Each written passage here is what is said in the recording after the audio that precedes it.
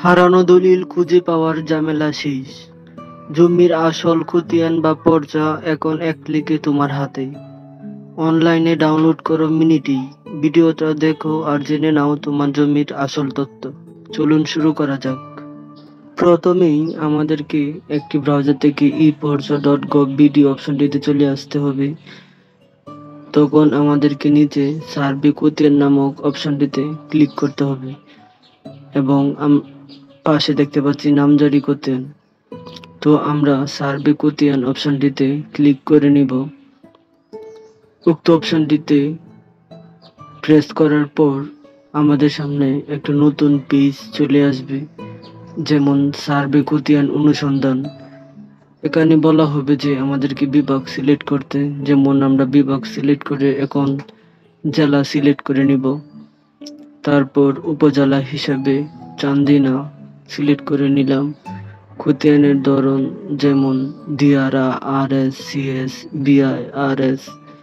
আপনাদের পছন্দ অনুযায়ী যে খতিয়ানের অনুসন্ধান করবেন উক্ত খতিয়ানের ধরন এখানে প্রেস করে নেবেন। যেমন আমরা BRS খতিয়ান অনুসন্ধান করব এবং মৌজা হিসেবে আমাদের অনুসন্ধানের মৌজাটি আমরা এখানে প্রেস করে নিব, অথবা আমরা চাইলে এখানে অনুসন্ধান করতে পারি এবং আমাদেরকে অবশ্যই বাংলায় লিখতে হবে।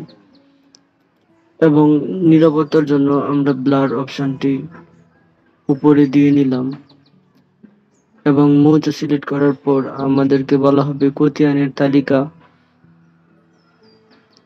আমরা এখানে খতিয়ানের তালিকা বা চাইলে আমরা এখানে যদি পেয়ে যাই সেটি সিলেক্ট করব, অথবা আমরা খতিয়ান নং উপরে সার্চ বারে আমরা লিখে নিতে পারি। যেমন আমরা যেখানে একটি খতিয়ান নং অপশনটি দেখলাম, দেখার পর এখানে খুঁজুন অপশন বলা হবে।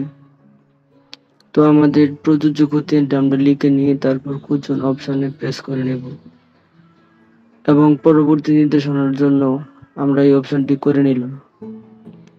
করে নেওয়ার পর আমাদের সামনে একটা পেজ চলে আসবে, যেমন খতিয়ান নং এত, BRS দাগ নং এত। আমাদেরকে খতিয়ান আবেদন করুন বলা হবে। যেমন আমরা খতিয়ান আবেদন অপশনটিতে প্রেস করে নিলাম। উক্ত অপশনটিতে প্রেস করে নেওয়ার পর আমাদেরকে খতিয়ান আবেদন ফর্ম চলে আসবে। তো আমাদেরকে এখানে কিছু নির্দিষ্ট অপশন পূরণ করতে হবে, যেমন জাতীয় পরিচয়পত্র নং ইংরেজিতে, নাম ইংরেজি জাতীয় পরিচয়পত্র অনুযায়ী, এবং বলা হবে জন্ম তারিখ এবং মোবাইল নম্বর দিতে বলা হবে। তাহলে আমরা জাতীয় পরিচয় নং এখানে লিখে নিব। যেমন আমি আমার অনুসন্ধানে জাতীয় পরিচয়পত্র লিখে নিলাম এবং আইডি কার্ডের ধরন অনুযায়ী নাম ইংরেজিতে লিখে নেব এবং জন্ম তারিখ আমরা এখানে সিলেক্ট করে নেব এবং আমরা যে কোনো একটি মোবাইল নম্বর এখানে বসিয়ে নেব এবং অবশ্যই যোগফল প্রদান করতে হবে এবং ঠিকানা আমাদেরকে আইডি কার্ড অনুযায়ী দিতে হবে। যেমন আমরা সাং নিজ লিখে নিলাম এবং মোবাইল নম্বরটি যাচাই করুন অপশনে ক্লিক করে নিলাম এবং বলা হয়েছে সঠিক হয়েছে, জাতীয় পরিচয়পত্র সফলভাবে যাচাই করা হয়েছে। এবং এখানে আমাদেরকে সেবা প্রদানের তথ্যাদি, যেমন প্রদানের সময়সীমা তাৎক্ষণিক, খতিয়ান ফি 100 টাকা এবং আবেদনের ধরন বলা হবে অনলাইন কপি অথবা সার্টিফাইড কপি। তো আমরা যদি সার্টিফাইড কপি সেবাপ্রদ ডাকযোগে পেতে চাই তাহলে ডাকযোগের, দেশের অভ্যন্তর হলে দেশের অভ্যন্তরে, দেশের বাইরে হলে দেশের বাইরে। তাহলে এখানে আবার আমাদের আলাদা চার্জ কেটে নেবে। মোট চার্জ হিসেবে গণ্য হবে 140 টাকা এবং আমরা চাইলে অনলাইন কপি বেছে নিতে পারি। এটি আমাদেরকে তাৎক্ষণিক হিসাবে একটি খতিয়ান আমাদেরকে দিয়ে দিবে এবং ফি পরিশোধের মাধ্যম হিসেবে বিকাশ, নগদ, রকেট, উপায়,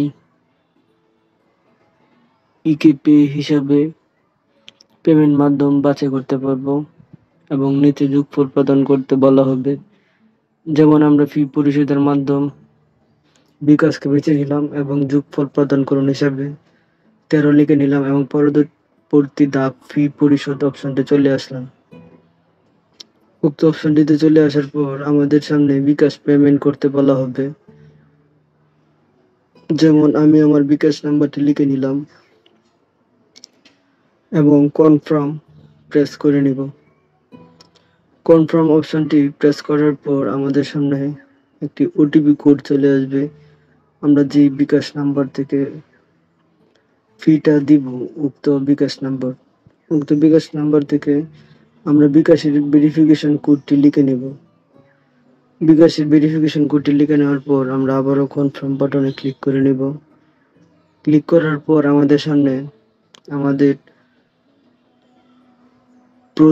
প্রদত্ত খতিয়ানটি চলে আসবে এবং এখানে আমরা খুব সহজেই কম্পিউটার থেকে বা মোবাইল ফোন থেকে ক্রোম ব্রাউজার দিয়ে আমরা ডাউনলোড করে নিতে পারবো এবং খুব সহজেই ঘরে বসেই আমরা তা পেতে পারি। ভিডিওটি ভালো লাগলে লাইক, কমেন্ট এবং সাবস্ক্রাইব করতে ভুলবেন না।